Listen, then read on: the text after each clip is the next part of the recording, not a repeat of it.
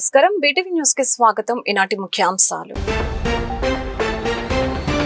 కోస్తా తీర ప్రాంతాల్లో green belt అభివృద్ధిపై ఉప ముఖ్యమంత్రి పవన్ కళ్యాణ్ సమీక్ష. తీర ప్రాంతాల్లో పర్యావరణ పరిరక్షణ, హరిత వలయాల విస్తరణపై చర్చించిన డిప్యూటీ సీఎం. గ్రీన్ బెల్ట్ అభివృద్ధికి సమగ్ర కార్యాచరణ ప్రణాళిక రూపొందించాలని అధికారులకు సూచన. కూటమి ప్రభుత్వం అభివృద్ధి సంక్షేమ కార్యక్రమాలను సమర్థవంతంగా అమలు చేస్తుందన్న మంత్రి నిమ్మల. గతంలో వైఎస్ జగన్ అమ్మఒడి పథకం కింద అన్యాయం చేశారని ఆరోపణ. కూటమి ప్రభుత్వం తల్లికి వందనం పథకం ద్వారా ఆర్థిక సహాయం అందించి అండగా నిలుస్తుందని స్పష్టీకరణ. ప్రభుత్వం ప్రవేశపెట్టిన ఉచిత బస్సు ప్రయాణ పథకం విశేష ఆదరణ పొందుతుందన్న మంత్రి నాదెండ్ల మనోహర్.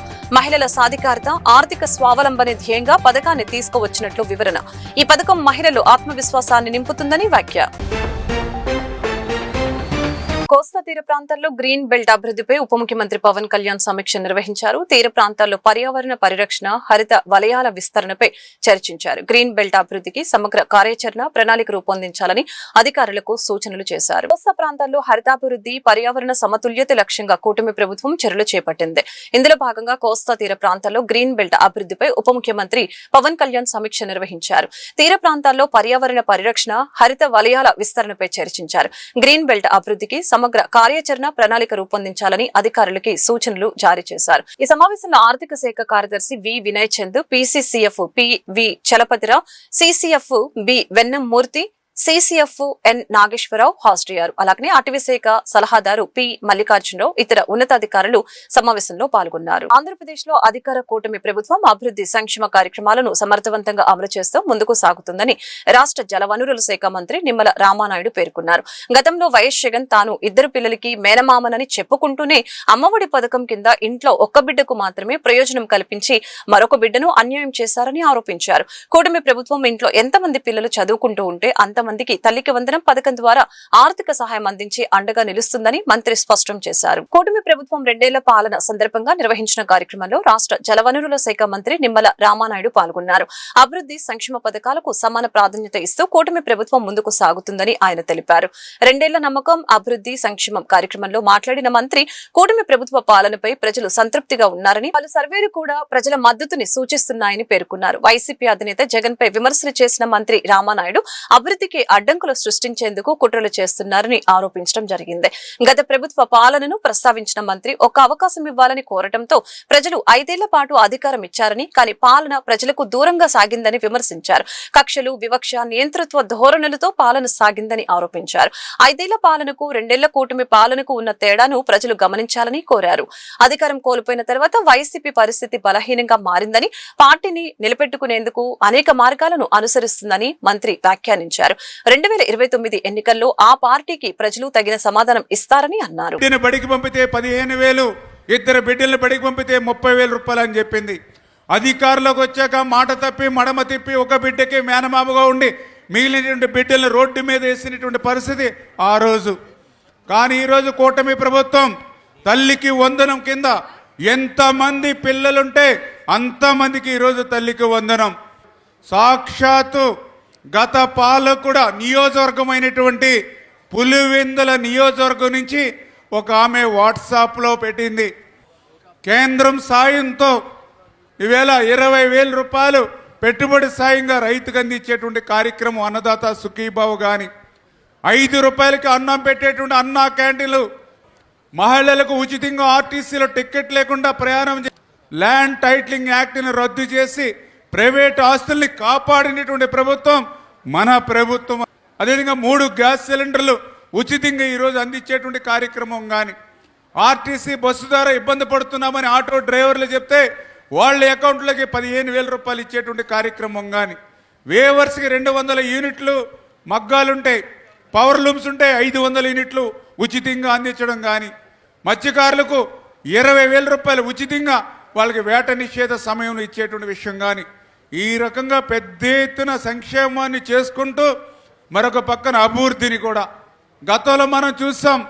రాజధాని లేనిటువంటి రాష్ట్రంగా ఉంటే మళ్ళీ ఈ ప్రభుత్వం అధికారంలోకి వచ్చిన తర్వాత 175 నియోజకవర్గాలకి కూడా ఉద్యోగ ఉపాధి అవకాశాలు కల్పించేటువంటి విధంగా ఒక ప్రపంచ స్థాయి రాజధానిని అమరావతిని ఈరోజు నిర్మాణం చేయడం. కానీ పోలవరం ఎప్పటికీ పూర్తవుతుందో చెప్పలేమని పోలవరాన్ని నాటి ప్రభుత్వం ప్రశ్నార్థకం చేసేస్తే మళ్ళీ రేపు 2027 కల్లా పోలవరాన్ని పూర్తి చేస్తామని ఈరోజు చంద్రబాబు నాయుడు గారు లక్ష్యాన్ని పెట్టుకుని ముందుకెళ్ళేటువంటి విషయంలో కానీ, అదేవిధంగా గత ప్రభుత్వంలో చూసాం ఎన్నో పరిశ్రమలు, ఒక లూలు పరిశ్రమ కానీ, ఒక కియో ఎక్స్టెన్షన్ కానీ, ఒక అమర్ రాజా కానీ, ఒక జాకీ కానీ, ఈ రకంగా 400 పైబడి పరిశ్రమలు ఈ ఆంధ్రప్రదేశ్ రాష్ట్రం వదిలిపోతే మహిళల సాధికారత ఆర్థిక స్వావలంబన ధ్యేయంగా ప్రభుత్వం ప్రవేశపెట్టిన ఉచిత బస్సు ప్రయాణ పథకం విశేష ఆదరణ పొందుతుందని మంత్రి నాదెండ్ల మనోహర్ తెలిపారు.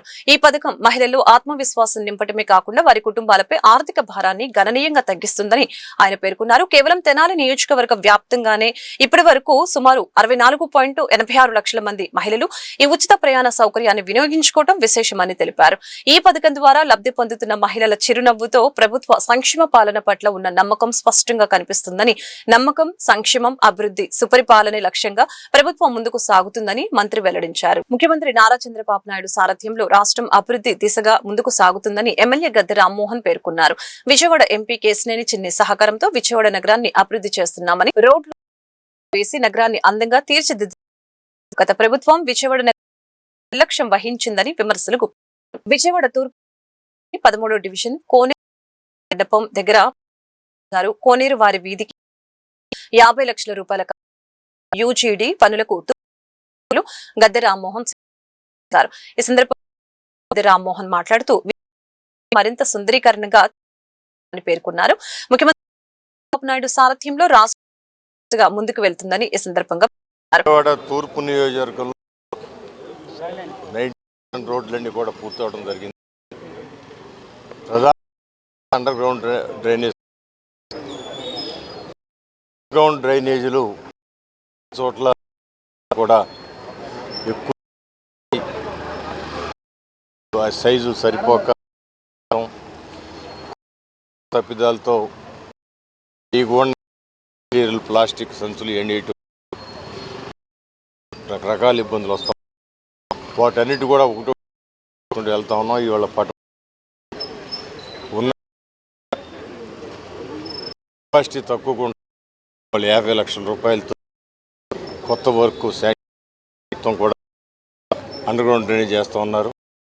అదే డ్రైన్లు కూడా గతంలో 2014-19లో వెంకయ్యతో స్టామ్ వాటర్ డ్రైన్స్ 450 కోట్లు తీసుకొస్తే అవి చంద్రబాబు గారు ముఖ్యమంత్రి 200 కోట్లు, మిగతా 250 కోట్లు జగన్మోహన్ రెడ్డి గారి హయాంలో ఏమైనా తెలియదు కానీ కాంట్రాక్ట్ ఎలగొట్టడం జరిగింది.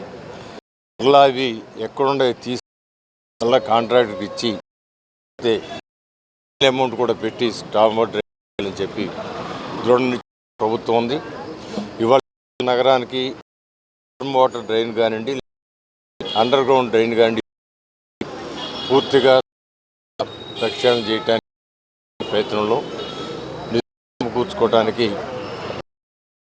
చంద్రబాబు గారి దగ్గర తీసుకొచ్చిన చిన్న వివాదం ఘర్షణకు దానికి కారణమైంది. గోశాలలో ఈ కథనం ప్రకారం ఉప్పాల 60 సంవత్సరాలు గోశాల సెంటర్ లో నిర్వహిస్తున్నాడు. రోడ్డు విస్తరణ పనులకి మట్టిని నిల్వ చేశారు.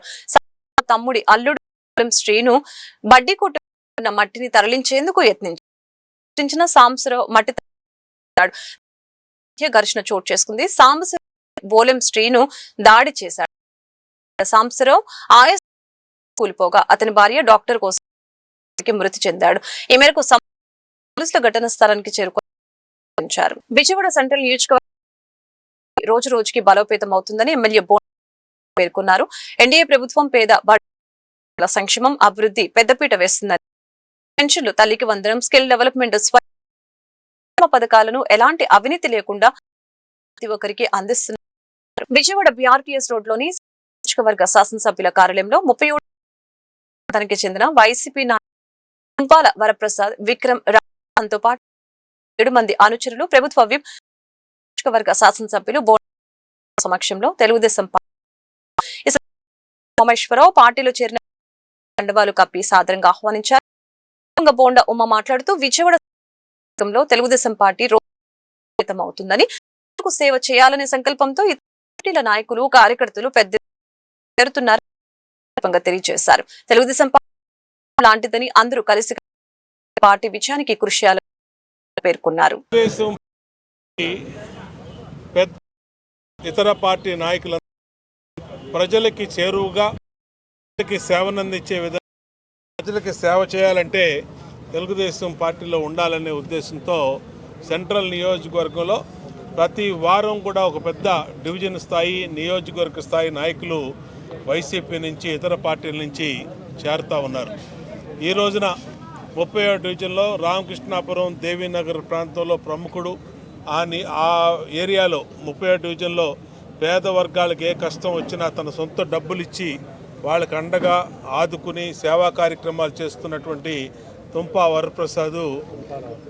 వరప్రసాద్ ఈరోజు తెలుగుదేశం పార్టీలోకి జాయిన్ అవటం, ఆయనతో పాటు ఆయన మిత్ర బృందం, ఆయన అనుచరులు దాదాపు 200 మంది అందరూ కూడా పార్టీలో చేరటం సంతోషం. వాళ్ళందరినీ కూడా హృదయపూర్వకంగా పార్టీలోకి ఆహ్వానిస్తూ ఉన్నాం. ఖచ్చితంగా భవిష్యత్తులో వీళ్ళందరికీ తగిన గుర్తింపుని ప్రాధాన్యతనిచ్చి పార్టీలో బాధ్యతలు అప్పచెప్పి మరింతగా ప్రజలకి సేవ చేయే విధంగా వీళ్ళందరికీ అవకాశం కల్పిస్తాం. తెలుగుదేశం పార్టీ అంటే అందరం కలిపి ఒక కుటుంబంలాగా ఉండే పార్టీ ఇది. అందరం కూడా అన్నదమ్ముల్లాగా అన్న చెల్లెల్లాగా అందరం కూడా కలిసికట్టుగా ముందుకెళ్తామని తెలియజేసుకుంటూ ఖచ్చితంగా పేద వర్గాలకి ఈ నియోజకవర్గంలో అభివృద్ధి పదంలో ముందు తీసుకెళ్తాం. సంక్షేమ పథకంలో ఒక్క రూపాయి కూడా అవినీతి లేకుండా పెన్షన్లు కానీ, తల్లికి వందనం కానీ, ఇంకా మరే విధమైనటువంటి స్కీమ్స్ కానీ అన్నింటిని కూడా సంక్షేమ పథకాలన్నీ కూడా అర్హులైన వాళ్ళందరికీ కూడా అందించేదానికి నిర్ణయం తీసుకుంటామని తెలియజేసుకుంటూ ఈరోజు తుంపాల వరప్రసాద్ని హృదయపూర్వకంగా ఆయన మిత్ర బృందాన్ని విక్రమ్ మోహన్ని జాయిన్ అయినటువంటి వాళ్ళందరినీ కూడా పేరు పేరున అభినందన తెలియజేస్తాం. సెంట్రల్ నియోజకవర్గ ఎమ్మెల్యే ఆంధ్ర రాష్ట్ర తెలుగుదేశం పార్టీ ఉపాధ్యక్షులు గౌరవనీయులు శ్రీ బోండా ఉమామహేష్ గారు వారి ఆధ్వర్యంలో నాయకత్వంలో టీడీపీ పార్టీలో చేరడం జరిగింది. ఇక నుంచి ఇంతకుముందు ఏం చేసినా నేను ఒక 25 ఏళ్ళ నుంచి 25 ఏళ్ళ నుంచి రాజకీయాల్లో ఉన్నాను. 2 సార్లు కార్పొరేట్గా పోటీ చేశాను. కానీ నాకు మిగతా పార్టీలో సరైన గుర్తింపు రాలేదు. మరి నాకు తెలిసిన దమ్మున్న వ్యక్తి సెంట్రల్లో విజయవాడ రౌడీ షీటర్ సాయి కృష్ణ అదృశ్యం కేసు విచారణాధికారిగా రాజమండ్రి ఎస్పీ నరసింహ కిషోర్ ను ఉన్నతాధికారులు నియమించారు. ఈ రోజు ఆయన కృష్ణలంక పోలీస్ స్టేషన్ ను సందర్శించి విచారణలో భాగంగా పలువురు పోలీస్ సిబ్బందిని ప్రశ్నించే అవకాశం ఉంది. తన బిడ్డ బతికి ఉన్నాడో లేదో తెలియాలని సాయి కృష్ణ తల్లి ఆవేదన వ్యక్తం చేయగా స్థానిక పోలీసులపై నమ్మకం లేక ఈ కేసును సిబిఐకి అప్పగించాలని కుటుంబ సభ్యులు డిమాండ్ చేశారు. విజయవాడ నగరంలో సంచలనం రేపుతున్న రౌడీ షీటర్ సాయి కృష్ణ అదృశ్యం కేసు విచారణలో కీలక పరిణామం చోటు చేసుకుంది. ఈ కేసు విచారణాధికారిగా రాజమండ్రి ఎస్పీ నరసింహ కిషోర్ ను అధికారులు నియమించారు. కేసుపై వస్తున్న ఆరోపణలు, ప్రజల్లో నెలకొన్న అనుమానాల నేపథ్యంలో ఉన్నతాధికారులు ప్రత్యేక దృష్టి సారించినట్లు తెలుస్తోంది.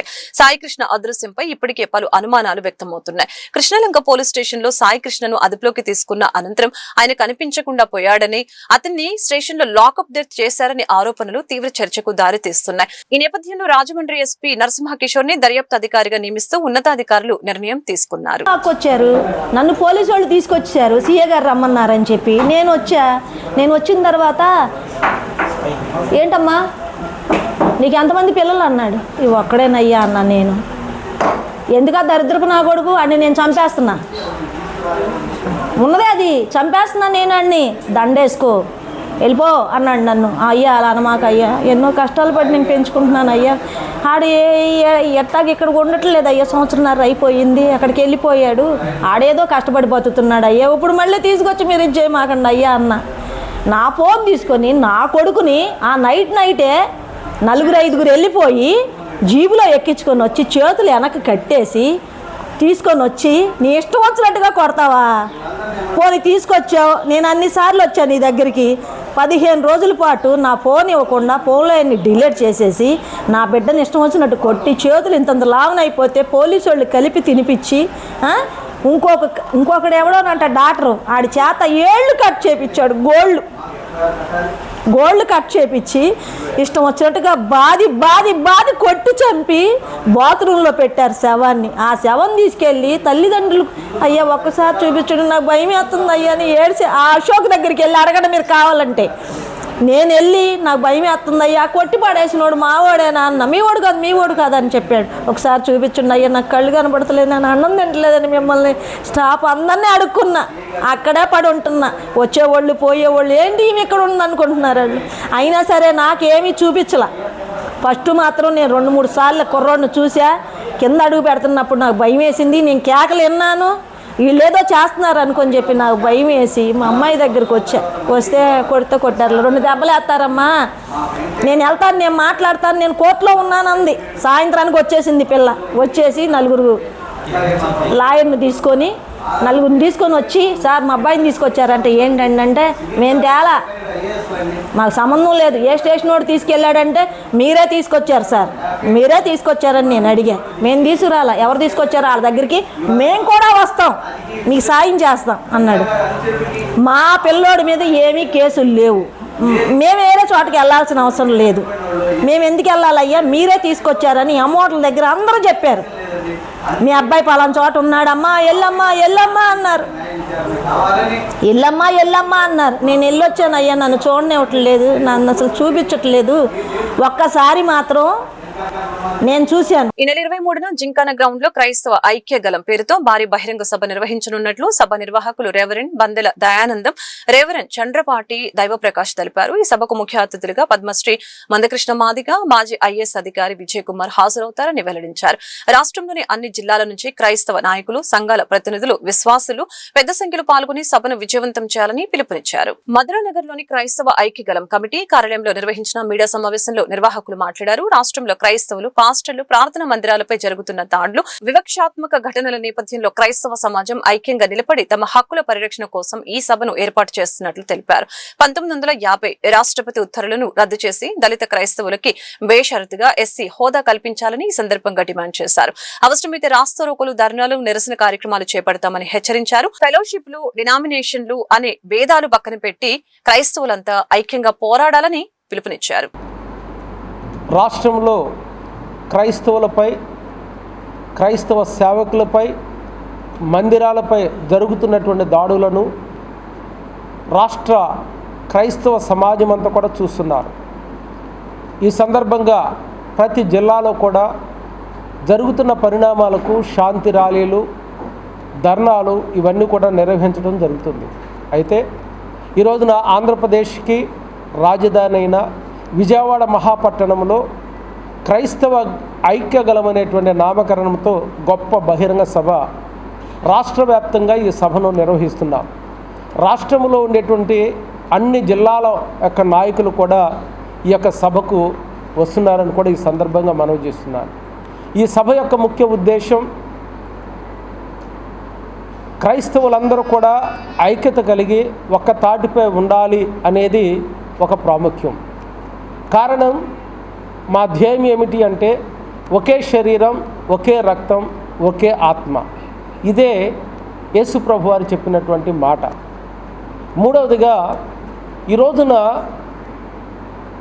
ఎవరు క్రైస్తవత్వాన్ని స్వీకరించినా వారి యొక్క కులాలు మారట్లేదు, వారి యొక్క స్థితిగతులు ఏమీ కూడా మారటం లేదు. కానీ కేవలం దళితులు అనగా మీడియా మిత్రులకి శుభాభివందనములు తెలియజేస్తున్నాను. నా పేరు కోలా ప్రసాద్. నేను United Christian Protection India Council చైర్మన్ని. మరి ముఖ్యంగా ఈరోజు ఇక్కడ చేరడానికి ముఖ్య ఉద్దేశం, ఈ నెల 23వ తారీఖున జింకానా గ్రౌండ్లో క్రైస్తవ ఐక్య గలం అనే ఒక ప్రోగ్రాం ఏర్పాటు చేయడం జరిగింది. ఈ యొక్క కార్యక్రమాన్ని విజయవంతం చేయాలని అనేక మంది రాష్ట్ర వ్యాప్తంగా ఉన్న క్రైస్తవులు స్వచ్ఛందంగా ఈ యొక్క కార్యక్రమంలో పాల్గొని ఆంధ్రప్రదేశ్లో, ప్రశాంతతకు నిలయమైన ఆంధ్రప్రదేశ్లో ఎప్పుడు లేని విధముగా క్రైస్తవులపై దాడులు జరుగుతున్నాయి. మతం ఏదైనా కావచ్చు, ఆంధ్రప్రదేశ్లో మతాలకు స్వేచ్ఛ లేకుండా పోయింది. అది ఏ మతమైనా సరే. మతాలకు స్వేచ్ఛ లేనప్పుడు మతోన్మాదుల యొక్క కదలికలను ప్రభుత్వ వారు గుర్తించాలి. ఆటంకపరిచే వారిని గుర్తించాలి, చట్టబద్ధంగా శిక్షించాలి. ప్రత్యేకించి ఆంధ్రప్రదేశ్లో క్రైస్తవుల మీద విపరీతమైన దాడులు జరుగుతున్నాయి. క్రైస్తవుల ప్రార్థనా మందిరాలు కూల్చివేస్తున్నారు, క్రైస్తవులను భయాందోళనకు గురి చేస్తున్నారు. క్రైస్తవులకు చట్టంలో కల్పించిన ఆ యొక్క చట్టాలు ఏవైతే ఉన్నాయో వాటికి కూడా విఘాతం కల్పిస్తున్నాడు. ఇది చాలా దౌర్భాగ్యమైన విషయం. ఏంటంటే రాజ్యాంగం మాకు ఇచ్చిన హక్కులను కూడా మేము ప్రశాంతంగా వాటిని మేము స్వీకరించలేకపోతున్నాం, వాటిని అనుభవించలేకపోతున్నాం. చాలా దౌర్భాగ్యమైన జీవితం ఇది. ఎందుకంటే సంస్కృతి సాంప్రదాయాలకు కంచిపట్టు చీరలు ప్రత్యేకంగా నిలుస్తాయని అత్యాధునిక కంచిపట్టు వస్త్ర శ్రేణితో హౌస్ ఆఫ్ కాంచీపురం తమ నూతన షోరూమ్ ని విజయవాడ నగరంలో ఏర్పాటు చేయడం అభినందనీయమని ఎమ్మెల్యే ఉమామహేశ్వరరావు అన్నారు. అందరికీ అందుబాటు ధరల్లో మగువల మనసులు దోచే విధంగా అత్యాధునిక వస్త్ర శ్రేణిని కాంచీపురం షోరూమ్ లో ఏర్పాటు చేశారని, చిన్న మధ్య తరగతి వారు కొనుగోలు చేసే విధంగా కాంచీపురం షోరూమ్ ని ఏర్పాటు చేయడం ముదావహమని తెలిపారు. అత్యాధునిక కంచిపట్టు వస్త్ర శ్రేణితో ప్రారంభమైన ఈ షోరూమ్ దినదిన అభివృద్ధి చెందుతూ మరింత వృద్ధి చెందాలని ఆయన ఆకాంక్షించారు. విజయవాడ బందర్ రోడ్ లోని పీవీపీ మాల్ సమీపంలో కంచిపట్టు వస్త్ర శ్రేణితో హౌస్ ఆఫ్ కాంచీపురం నూతన షోరూమ్ ఘనంగా ప్రారంభమైంది. ఈ నూతన షోరూమ్ అధినేత నేరెళ్ల సురేష్ తో కలిసి సెంట్రల్ ఎమ్మెల్యే బోండా ఉమామేశ్వరరావు లాంఛనంగా ప్రారంభించారు. ఈ సందర్భంగా ఎమ్మెల్యే ఉమా మాట్లాడుతూ సంస్కృతి సాంప్రదాయాలకు కంచిపట్టు చీరలు ప్రత్యేకంగా నిలుస్తాయని, అత్యాధునిక కంచిపట్టు వస్త్ర శ్రేణితో హౌస్ ఆఫ్ కాంచీపురం తమ నూతన షోరూమ్ ని విజయవాడ నగరంలో ఏర్పాటు చేయడం అభినందనీయమని అన్నారు. అందరికీ అందుబాటు ధరలో మగువల మనసులు దోచే విధంగా అత్యాధునిక వస్త్ర శ్రేణిని కాంచీపురం షోరూమ్ లో ఏర్పాటు చేశారని, చిన్న మధ్య తరగతి వారు కొనుగోలు చేసే విధంగా కాంచీపురం షోరూమ్ ని ఏర్పాటు చేయడం ముదావాహమని తెలిపారు. అత్యాధునిక కంచిపట్టు వస్త్ర శ్రేణితో ప్రారంభమైన ఈ షోరూమ్ దినదిన అభివృద్ధి చెందుతూ మరింత వృద్ధి చెందాలని ఆయన ఆకాంక్షించారు. అనంతరం షోరూమ్ అధినేతలు మాట్లాడుతూ 40 సంవత్సరాలుగా వస్త్ర రంగంలో కొనసాగుతున్నామని, ఇటీవల గుంటూరు నగరంలో house of Kanchipuram exclusive showroom ని ప్రారంభించినట్లు తెలిపారు. ఆ షోరూమ్ కి విశేష ఆదరణ లభించడంతో నేడు విజయవాడ నగరంలో తమ నూతన షోరూమ్ ని ప్రారంభించినట్లు చెప్పారు. తమ వద్ద 2,000 రూపాయల నుండి 2 లక్షల రూపాయల వరకు అత్యాధునిక కంచిపట్టు వస్త్ర శ్రేణి కలదని, విజయవాడ నగర వాసులు తమ షోరూమ్ ని సందర్శించాలని, షోరూమ్ ప్రారంభోత్సవం సందర్భంగా ప్రత్యేక ఆఫర్లను ఇస్తున్నట్లు తెలిపారు. పీవీపీ మాల్ ఎదురుగుండా హౌస్ ఆఫ్ కాంచీపురం అని ఏదైతే కంచిపట్టు చీరలు షోరూమ్ ఎక్స్క్లూజివ్గా ఏర్పాటు చేస్తారో చాలా సంతోషం, వాళ్ళకి అభినందనలు తెలియజేస్తూ ఉన్నాం. ఇవాళ పట్టు అనేది, కంచి అనేది, కంచి పట్టు అనేది మన సంస్కృతి సాంప్రదాయాల్లో ఒక భాగంగా అయిపోయింది. మన మహిళలందరూ అత్యంత మక్కువ చూపించేది కంచిపట్టు చీరల మీద. దీంట్లో పవర్ లూమ్స్, హ్యాండ్లూమ్స్ రెండు వచ్చినాయి. బడ్జెట్ని బట్టి అంటే మామూలు వాళ్ళకు కూడా అందుబాటులో పవర్ లూమ్స్ ఉన్నాయి. హ్యాండ్లూమ్స్ అనేది మరి రేంజ్ని బట్టి 15,000, 20,000 నుంచి 2-3 లక్షల దాకా ఉంటాయి. ఇవన్నీ కూడా మగవలు నచ్చినటువంటి ఈ శారీస్ని ఇక్కడ షోరూము ఏర్పాటు చేయటం సంతోషం. మగవలు అంటే ఎప్పటికీ భారతీయ సంస్కృతి సాంప్రదాయాల్లో భాగంగా ఎప్పటికీ కూడా కంచిపట్టు అనేది హిందువుల్లో ఒక భాగం, అది మహిళల్లో. కాబట్టి ఈ వ్యాపారానికి ఎప్పుడు బాగుంటుంది. ఆ భగవంతుడి ఆశీస్సులతో ఇవాళ ప్రారంభించిన ఈ షోరూము చక్కగా జరగాలని హృదయపూర్వకంగా యాజమాన్యానికి అభినందనలు తెలియజేస్తాను. అందరికీ నమస్కారం అండి. నా పేరు నేరెళ్ల సుదేవ్, మా నాన్నగారి పేరు నేరెళ్ల సురేష్. సో మేము గత 40 సంవత్సరాలుగా మా నాన్నగారు, మా తాతగారి దగ్గర నుంచి బట్టల వ్యాపారంలో కొనసాగుతున్నామండి. సో మొన్న రీసెంట్గానే హౌస్ ఆఫ్ కాంచీపురం అని చెప్పి గుంటూరులో కంచిపట్టు చీరలు ఎక్స్క్లూజివ్ షాప్ని అయితే ఓపెన్ చేయడం జరిగింది. సో అక్కడ వచ్చిన జనాదరణ మేరకు అతి తొందరగానే వెంటనే విజయవాడలో కూడా ఓపెన్ చేయడం జరిగిందండి. సో ఈ ఓపెనింగ్కి ఎమ్మెల్యే బోండా ఉమా గారు విచ్చేయడం జరిగింది. ఆయన వచ్చినందుకు చాలా థ్యాంక్ యూ. అండ్ మా దగ్గర వచ్చేసి కంచిపట్టు చీరల్లో 2,000 దగ్గర నుంచి 2 లక్షల రూపాయల దాకా అందుబాటులో ఉంటాయండి. Designer saris, Mysore silk, Banaras silks, అట్లా అన్ని రకాల చీర అన్నది ఏం కావాలన్నా కానీ మా దగ్గర అందుబాటులో ఉంటుంది. సో విజయవాడ మహిళలందరికీ ఇదే మా ఆహ్వానం. తప్పకుండా మా స్టోర్ని విచ్చేసి ఒకసారి కలెక్షన్ అంతా చూసి మీ ఇంట్లో జరిగే శుభకార్యాలకి మా షాప్లో పర్చేస్ చేయాల్సింది కోరుచున్నాం. Thank you. కృష్ణలంకకు చెందిన గాది సాయికృష్ణ అదృశ్యం కేసుని వైసీపీ శవ రాజకీయాలకు వాడుకుంటుందని జనసేన నేత బాడిత శంకర్ విమర్శించారు. గతంలో హత్యకు గురైన నవీన్ రెడ్డి అనే కుర్రాడి ఫోటోను తీసుకొచ్చి ఆ ఫోటోలో ఉన్నది గాది సాయి అంటూ వైసీపీ పత్రిక, వైసీపీ సోషల్ మీడియా వేదికగా ఫేక్ వార్తలను ప్రచారం చేస్తున్నారని ఫైర్ అయ్యారు. ఈ విధంగా తప్పుడు ఫోటోలతో తప్పుదోవ పట్టిస్తున్న అంబటి రాంబాబుపై పోలీసులు సుమోటోగా కేసు నమోదు చేయాలని ఆయన డిమాండ్ చేశారు. విద్యాధరపురంలోని ఎన్టీఆర్ జిల్లా జనసేన కార్యాలయంలో ఏర్పాటు చేసిన విలేకరుల సమావేశంలో ఆ పార్టీ నాయకుడు బాధిత శంకర్ వైసీపీ నేతల్ని, మాజీ మంత్రి అంబటి రాంబాబును తీవ్రంగా విమర్శించారు. గత వైసీపీ ప్రభుత్వం రాష్ట్రంలో గంజాయి, డ్రగ్స్ సంస్కృతిని పెంచి పోషించి యువత భవిష్యత్తుని నాశనం చేసిందని ఆరోపించారు. రాష్ట్రంలో ఏ చిన్న సంఘటన జరిగినా కాపు కులాన్ని రెచ్చగొడుతూ జనసేన అధినేత పవన్ కళ్యాణ్ మీద అంబటి రాంబాబు నిందలు వేస్తున్నారని మండిపడ్డారు. ఇటీవల మిస్సింగ్ అయిన గాది సాయి అనే యువకుడి కేసుని ప్రభుత్వం అత్యంత సీరియస్ గా తీసుకుందని శంకర్ స్పష్టం చేశారు. డ్రగ్స్ ని కూడా ఈ రాష్ట్రానికి పరిచయం చేసిన వ్యక్తులు వైఎస్ఆర్ కాంగ్రెస్ పార్టీ జగన్మోహన్ రెడ్డి గారు. వారి నాయకత్వంలో యువత మొత్తం కూడా నాశనం చేసి పెట్టిన వ్యక్తి జగన్మోహన్ రెడ్డి గారు. మరి వారి అనుచరులు, వారి సహాయ మంత్రులు అంబటి రాంబాబు గారు, వారు ఏ విషయం వచ్చినా, ఎక్కడ పోలీసు వారి నుంచి కానీ ఏదైనా సంఘటన జరిగినా కానీ కాపు కులాన్ని రెచ్చగొడుతూ ప్రతి విషయాన్ని కూడా మా అధ్యక్షులు వారు పవన్ కళ్యాణ్ గారి మీదకి లేనిపోయిన అబండాలేస్తూ ఆయన ఇష్టం వచ్చినట్టు మాట్లాడుతున్నారు. అయ్యా అంబటి రాంబాబు గారు, నువ్వు రేపల్లిలో గెలిచినప్పుడు కాపు కులస్తులు 50,000 ఉన్నారు. మహానుభావుడు వంగవీటి మోహన్ రంగ గారు చనిపోయిన తర్వాత నువ్వు గెలిచిన వ్యక్తివి. అక్కడ కాపు కులానికి, కాపు మనుషులకు కానీ ఒక్క సాయం చేయకపోతే మళ్ళీ ఓటంపాలు అయిపోయి మళ్ళీ పారిపోయావు అక్కడి నుంచి. ఇదే అంబటి రాంబాబు మళ్ళీ ఇంకో కాన్సెన్స్కి వెళ్ళి మళ్ళీ అక్కడ పోటీ చేసి అక్కడి నుంచి కూడా తరివేశారు. మళ్ళీ అదే మొన్న గుంటూరు పోటీ చేస్తే అక్కడి నుంచి కూడా తరివేశారు.